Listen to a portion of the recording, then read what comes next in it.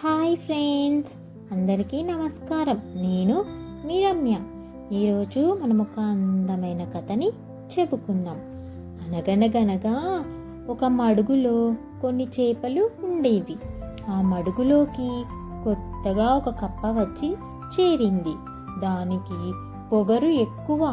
తాను నేలపైన నీటిలోనూ ఉండగలుగుతానని, చేపలకు ఆ అవకాశం లేదని మిడిసిపడేది. దాంతో వచ్చి రావడంతోనే చేపలతో తగులాడటం మొదలుపెట్టింది. ఆ మడుగులో అన్నింటికంటే పెద్ద చేపతోనే ఆ కప్ప ఎక్కువగా పోట్లాడేది. ఆ చేప తనను పట్టుకోవడానికి వస్తే దొరకకుండా ఒడ్డుపైకి గెంతి తప్పించుకునేది. ఎందుకంటే చేప నేలపైకి రాదని దానికి తెలుసు.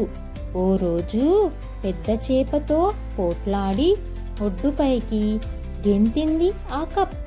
ఇంతలో దానికి ఎదురుగా ఒక పాము కనిపించింది.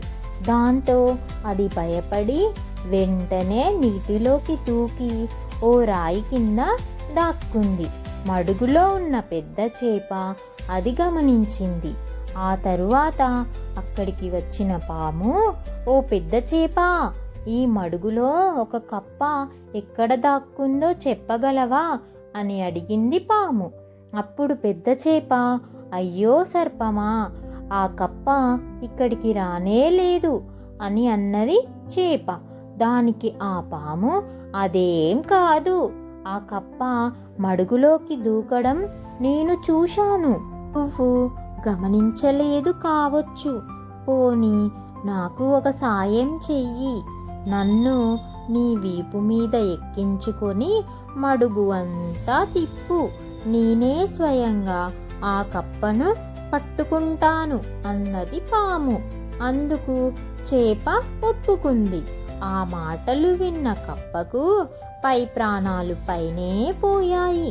ఆ తరువాత పెద్ద చేప ఆ పాముని ఎక్కించుకొని మడుగులో తిప్పింది. పాముకు కప్ప కనిపించలేదు. అప్పుడు పాము కప్ప ఎక్కడికైనా పారిపోయిందేమో అనుకొని అక్కడి నుంచి వెళ్ళిపోయింది.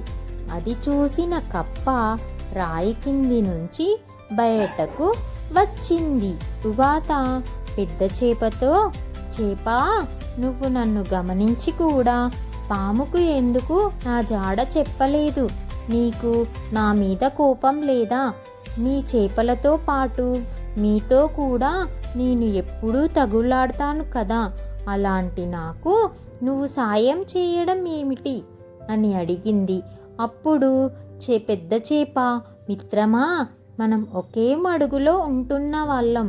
మనలో మనకు ఎన్ని అభిప్రాయ భేదాలు ఉన్నా ఇతరుల నుంచి ఆపద వచ్చినప్పుడు మనమందరం ఒక్కటే అని అన్నది చేప.